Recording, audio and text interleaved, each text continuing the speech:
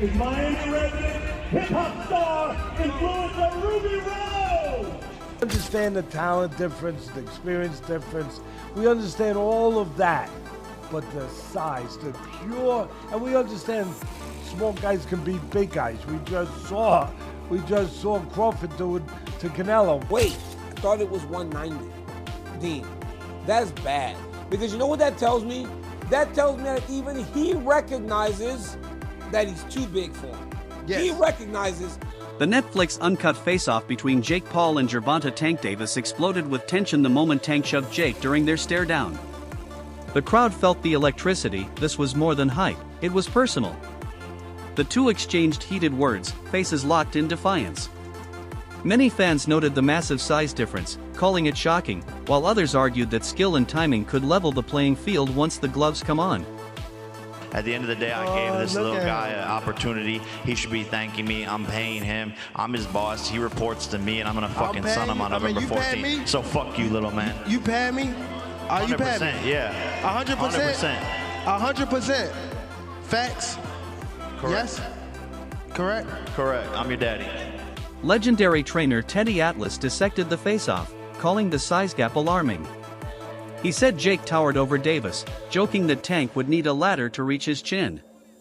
Atlas stressed that while boxing is about skill and heart, extreme physical gaps can't be ignored. Comparing it to Canelo moving up to face Crawford, he said that matchup looked natural, but this one doesn't. Atlas believes Tank's power and talent are real, but against Jake's size and strength, it looks like a mismatch from the start. They should also have like the size of the ring, the size of the glove, all that stuff. Particulars should be in the contract, but I would probably look for one thing that is not the common thing to have in a contract if I'm Tank. A ladder. A ladder. Can I get a ladder? Somebody? You know what I mean? Hey, look, if he hits him on the chin the way he can punch, Jake might be doing a dance, you know what I mean? Not voluntarily either. But we'll get into that more later. The thing that I'm talking about right here is what you said. It was stark. The size difference was really, you couldn't ignore it. We understand the talent difference, the experience difference. We understand all of that. But the size, the pure, and we understand small guys can beat big guys. We just saw Crawford do it to Canelo, but a little different. The size difference was, it was eye-catching, jaw-dropping, and it made me think. And I'm gonna ask Richie, our man here who's doing all the taping, who does such a marvelous job. I'm gonna ask him because I know he's an expert in this area. But it reminded me of one of the Rocky movies where they had the face, where they did the wrestling thing with Rocky and Hulk Hogan, AKA Thunderlips. He was Thunderlips back there. And I thought I had it right, and it was confirmed to me. It's Rocky. Respected coach Greg Hackett remains fully confident in Tank's mindset. He said Davis isn't fazed by Jake's showmanship or outside noise. Inside the gym, Tank has been training with laser focus, showing no signs of underestimating his opponent. Sparring partners describe him as relentless and sharper than ever, proof that he's taking this fight dead seriously. It's something for you new to do, try to keep you fresh and this and that, keep your name hot. You got to stay in the algorithms. It's just a lot of pressure on fighters. And I feel like Tank being at, what is he, 30 years old? And you got kids. See, what people forget about is it come a time in a man's life where he just wants to slow down. You know what I'm saying? We can't all run around like we used to back in the day. I mean, that's tough to do. Sometimes you just want to sit down, enjoy your fruits. And I feel like that could be what he's going through. He want to just enjoy the fruits of his labor and enjoy life. And people don't want to hear that because they feel like you got more work to do. But it's his. Observers at media events noticed Tank's calm confidence, no trash talk, no nerves, just focus. For him, this fight isn't about clout or cash, it's a statement. A victory would prove that pure boxing skill can still outshine social media spectacle, while putting his name in front of a whole new global audience. the press conference, and you can tell, you can just look at him and tell, like, no, this dude he's gonna get this money for sure, because there's so much money out there to be had. But Jake Paul better be not playing around, man. Not get cute, not play any games, don't hit him in the back of the head, don't rabbit punch him, don't do any of that stuff, man, because Mike Tyson, first of all, Mike Tyson, a lot of people think Mike Tyson was pulling punches on Jake Paul, and a lot of people think that Anderson Silva was pulling punches on him too. You're not gonna have a little Gervonta out there pulling punches on you, man, if you're out there playing games. So, you know, I don't like the fight at all. However, as far as it being an entertaining situation, I almost guarantee you that fight itself is going to be entertaining. That it's going to be something that you look at and you're going to say, man, everybody's going to watch it. Everybody's going to want to know what happens in it. But at the same time, it's kind of like what people think, you know, when you see a car crash. Like, you're driving down the road and all of a sudden the traffic gets heavy and you're like, man, I'm going to be in traffic for a long time. And then you drive forward a little bit and then you see, oh man, this is some accident on the other side of the road, and everybody just slowing down to watch. That's the type of entertainment that you can expect from this fight between Gervonta Davis and Jake. Former heavyweight Eddie Chambers offered balance, reminding fans that boxing's history is filled with smaller men beating bigger ones.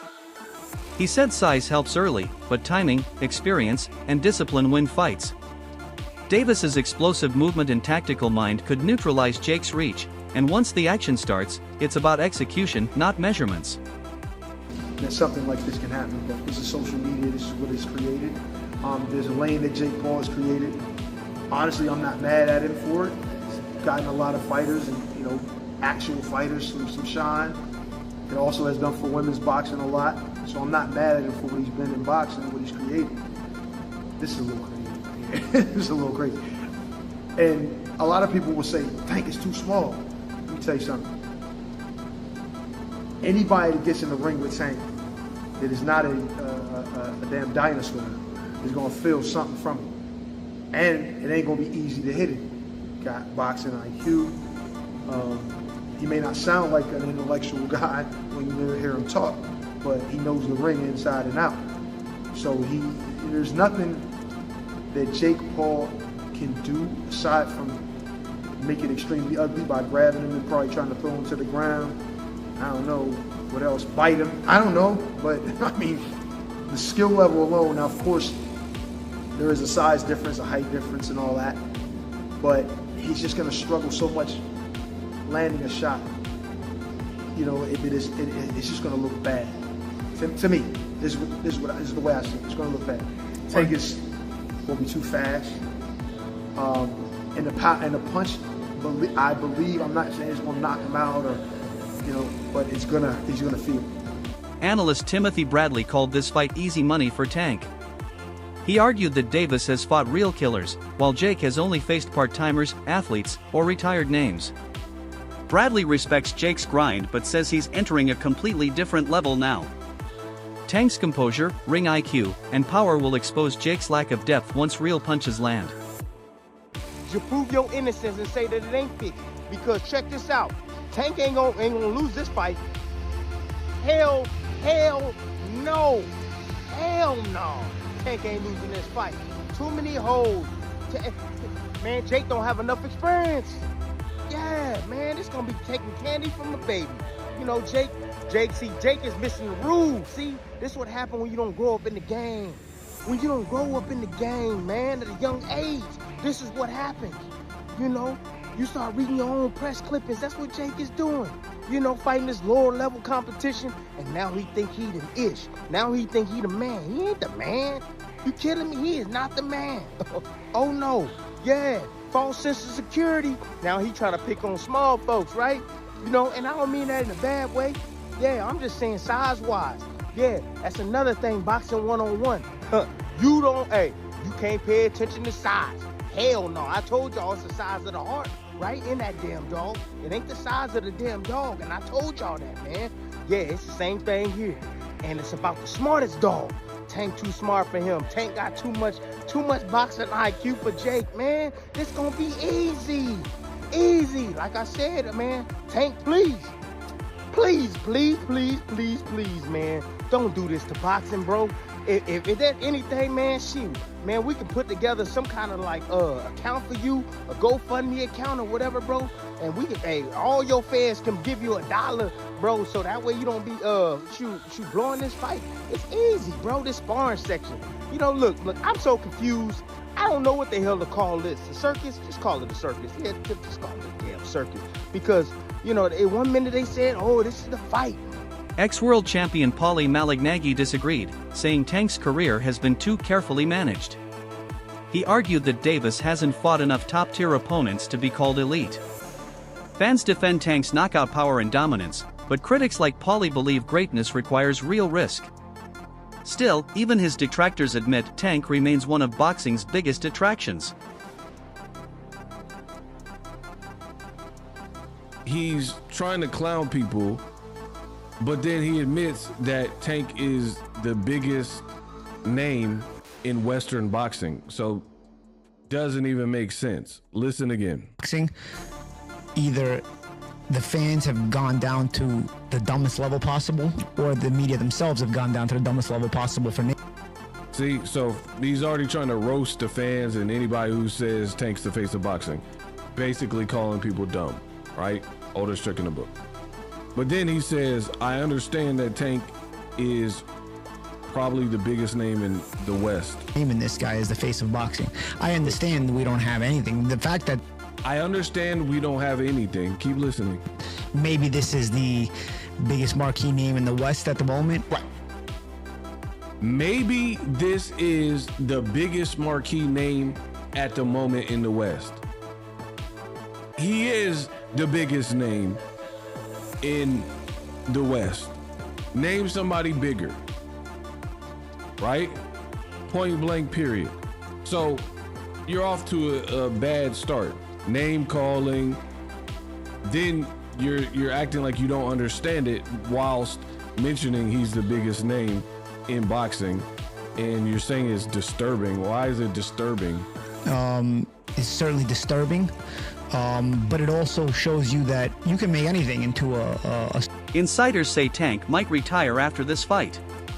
Sources claim his motivation has shifted from legacy to financial security.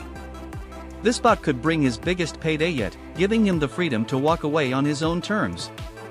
Some fans think it's strategic hype, others believe Tank's simply ready to move on after conquering the sport. For ban on what you make.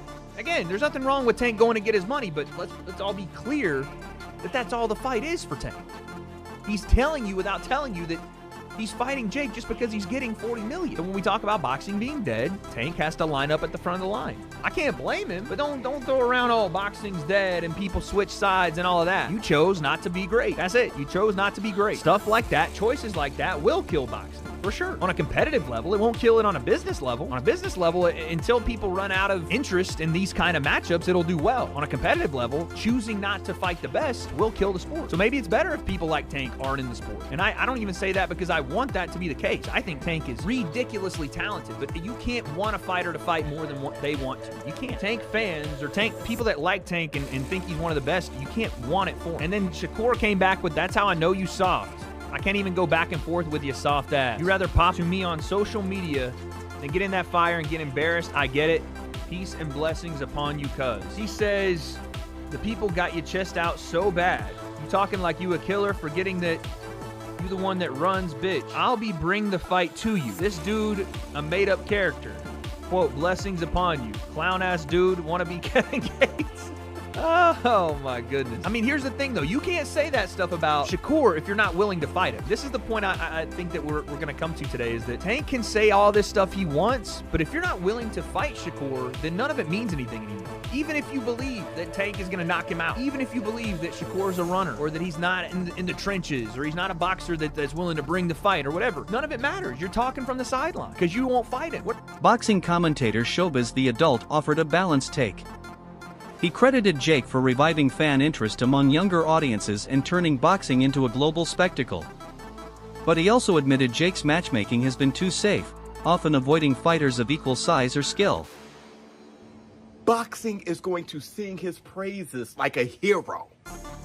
though Jake Paul is definitely appreciated by the boxing world when it comes to what he is giving to the sport, especially women's boxing, okay? I mean, it goes without saying that Jake Paul, an MVP, has added to the sport of boxing. But Jake Paul, the fighter, people are over his shit. There's a huge amount of boxing pugilists in the boxing community who's over his shit.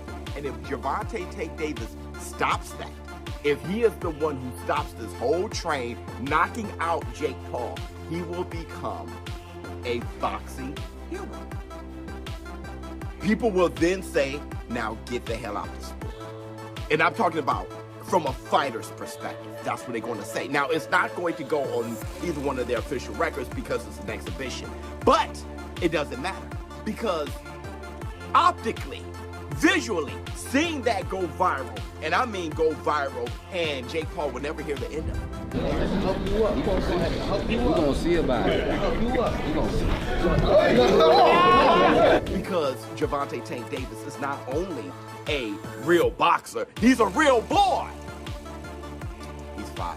He's a light. Skills pay the bills.